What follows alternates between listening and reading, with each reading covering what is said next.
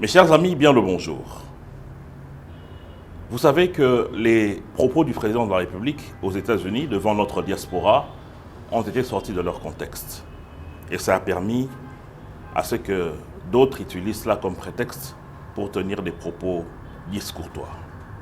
Pour ceux qui connaissent les prises de parole de notre président, ils savent très bien qu'il utilise la métaphore. Vous le savez que c'est une figure de style qui parle des choses par les similitudes qui les lient. Et dans le contexte actuel, lorsque le président de la République a parlé, il a encore une fois utilisé la métaphore. Par exemple, lorsqu'on dit « le chien aboie, la caravane passe ». Sur le plan de la définition, le chien est un animal de la race des canidés qui est dépourvu de conscience propre. Il agit selon deux aspects, son instinct et l'orientation de son maître. Alors dites-moi, lorsque vous avez des humains qui ont perdu leur conscience et agissent selon les orientations d'un maître, dans le contexte actuel, le maître s'appelle Paul Kagame. Comment est-ce qu'on peut, d'une manière métaphorique, appeler ce genre de compatriotes?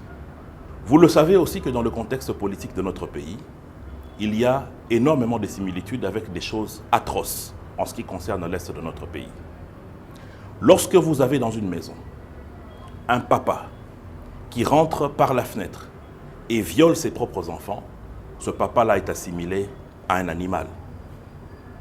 Et comment est-ce qu'en Afrique, on appelle nos présidents de la République, anciens soient-ils, des pères de la nation?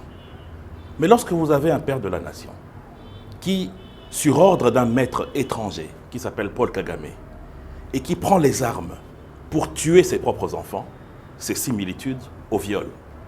Les crimes ne sont jamais admis dans le monde entier. Et ceux qui le commettent ont souvent été qualifiés des pires maux parce que c'est la pire chose qui puisse exister. Rappelez-vous, dans le contexte historique de notre pays, lorsque le RCD, toujours appuyé par le Rwanda, a coupé l'électricité à Inga qui a causé des morts dans les maternités ici, Abdoulaye Yerodi à l'époque les a traités de vermine. Le 11 septembre, lorsque Al-Qaïda abat les deux tours, George Bush Jr. les traite de cafards. Lorsque Mouzé se rend compte que l'AFDEL ne marchait pas bien, il les a traités de conglomérats d'aventuriers. Il n'y a pas de mot qui soit assez fort pour ainsi traiter ceux qui commettent des crimes dans un pays. Donc il ne faut pas se limiter au vocabulaire utilisé, mais il faut voir la métaphore qui entoure les propos du président de la République. Maintenant, lorsque cela est dit, qui est le morveux qui a réagi? C'est Corneille Nangaa, celui qui n'a plus droit de parole dans notre pays parce que sa bouche est remplie de sang des Congolais, de la chair humaine, qu'il a malheureusement mis en terre par ordre d'un maître.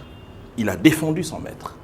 Il a pris la parole pour défendre son maître, Joseph Kabila, parce qu'aujourd'hui, il n'y a plus à se cacher sur le fait de l'implication personnelle de l'ancien président à ce qui arrive dans l'Est de notre pays. Et le maître à penser global de tout cela, c'est Paul Kagame. Et ceux qui le suivent sont en réalité à assimiler dans un terme métaphorique aux chiens qui obéissent à un maître. Parce que prendre des armes, tuer une femme qui est en train de partir au champ, tuer un jeune parce qu'il refuse d'entrer dans votre armée, égorger des jeunes parce que seulement ils disent qu'ils en ont marre de voir les rues de leur ville être envahies par des étrangers, c'est être dépourvu de conscience, c'est agir comme un animal. Et sur le plan métaphorique, il n'y a pas de terme aussi sévère que l'on puisse utiliser contre ce genre d'individu. Maintenant, dites-moi, quel est le terme métaphorique à utiliser envers Corneille Nangaa qui a réagi pour défendre son maître? Merci.